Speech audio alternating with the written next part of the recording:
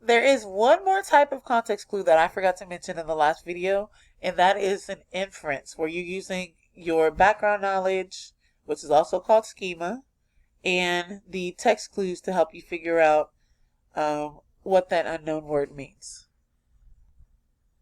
For example, here, Sam felt elated when he found out that he was going to Disney World. So we don't really have an example or synonyms or antonyms or anything like that here. We have to use our background knowledge and the text clues. How would you feel if you were going to Disney World? Most likely extremely excited, right? So we can use our background knowledge, things that we already know, to help us figure out that the word elated probably means extremely excited. Number 2, Tim was irate that he lost the game, but he took a deep breath and then he felt better. So here is an antonym. Taking a deep breath and feeling better is the opposite of feeling irate. So using that antonym text clue, we know that irate probably means extremely upset, mad, irritated, frustrated, something along those lines. Number 3, I didn't think the vase was plain at all. I thought it was quite ornate. So saying that I didn't is our key word to let us know that it is going to be an antonym.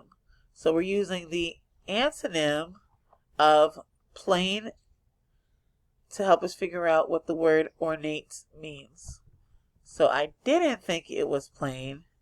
I thought it was decorated or decorative.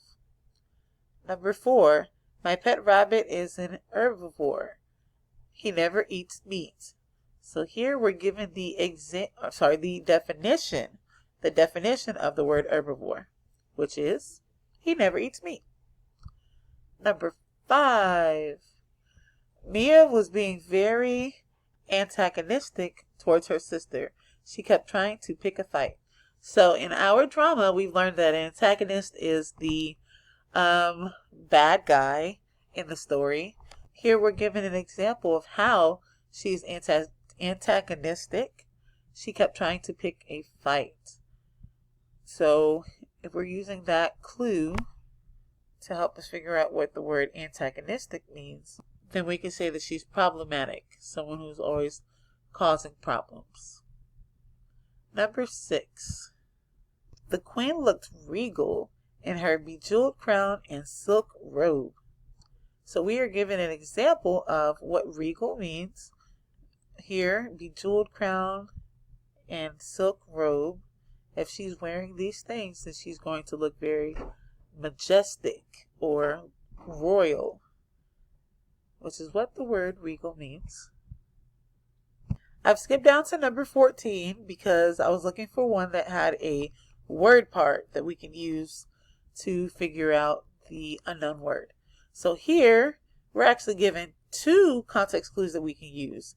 We have the prefix dis, which means not, and we are given our key phrase such as, which lets us know that we are going to be given a list of examples. So we can use word part and examples here. Disobedience, such as refusing to work or being disrespectful. Oh, we have a suffix there.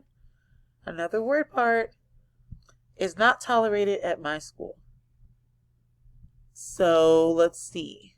Dis means not, and obedience means to listen and follow directions.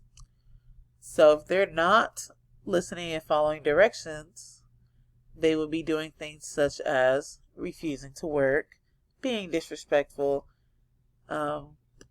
So here we know that disobedient means not listening, not following directions.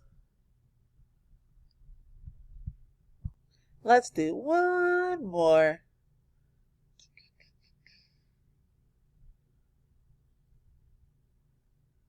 Number 18. we're going to use the definition given here. Everyone has a cell phone these days. House phones seem obsolete or no longer needed or used.